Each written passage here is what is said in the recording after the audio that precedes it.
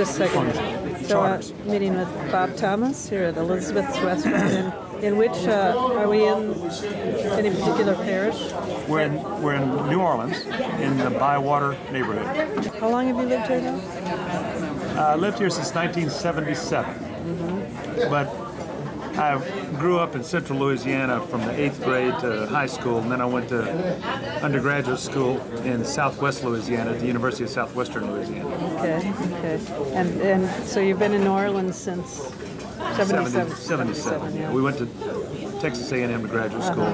Well, we're doing a lot of things. You know, one of the main things I'm working on now is with the U.S. Business Council for Sustainable Development. I'm moderating their Water Synergy project.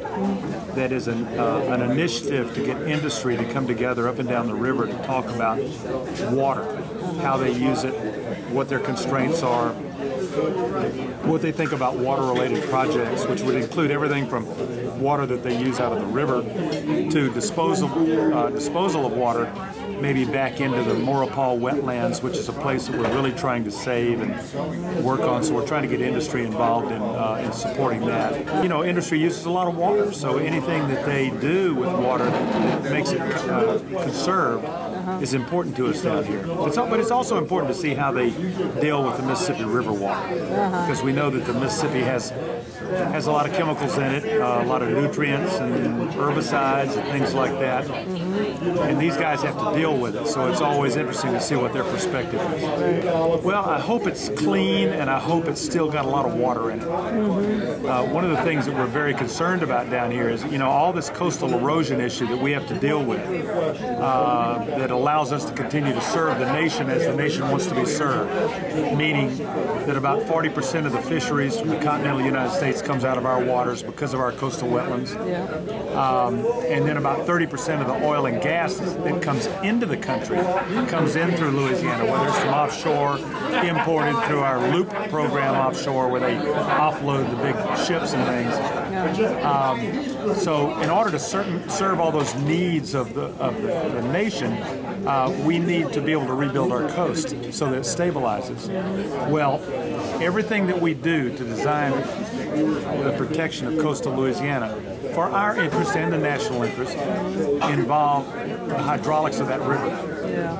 And at the same time, there's no long-term plan and no management plan for the Mississippi River system. And what we're concerned about is that the Texas Water Board has a plan where it's still on their books, where they'd like to take water out of the Mississippi and send it out to Lubbock, Texas, where they need water.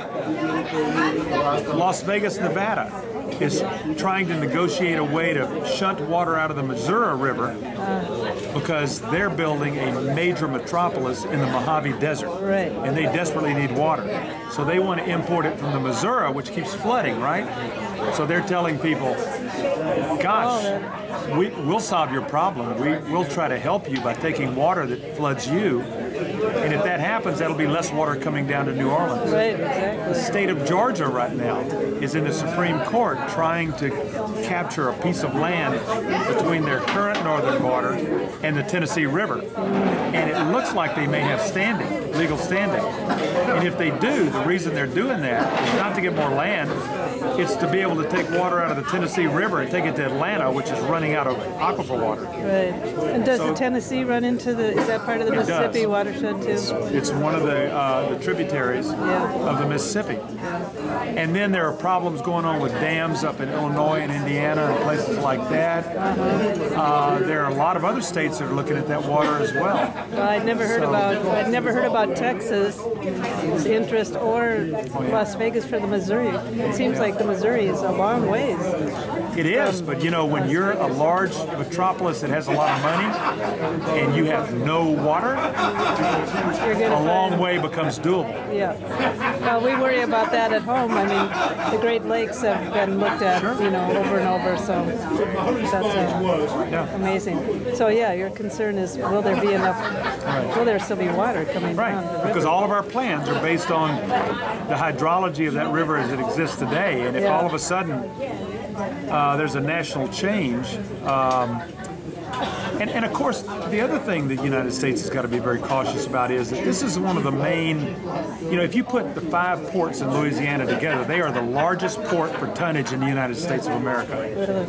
And the calculation is that if that river closes down, as it did during Katrina, if it closes down, every day that it's closed, it costs the American economy $300 million. And so that's not just something that happens in Louisiana. That happens throughout this nation. Right. So as a matter of national security, you have to be very concerned about these kind of things. Well, and I mean, just last year was a good example of what happens when the river drops dangerously low. Right, and how that affects commerce. Yeah, because up on the Missouri, one of their problems was getting their barges to work on those areas where it was shoaling. It's a real serious problem. Right. And I should ask now, so currently you work at, you teach at Loyola? I do. I run a Center for Environmental Communication at Loyola University, and I train journalists how to cover the environment. Oh, that's wonderful. Well, we've enjoyed our afternoon traveling around with you, Bob, and all the information you've been able to share has been fantastic. I've enjoyed it too. Thanks very much.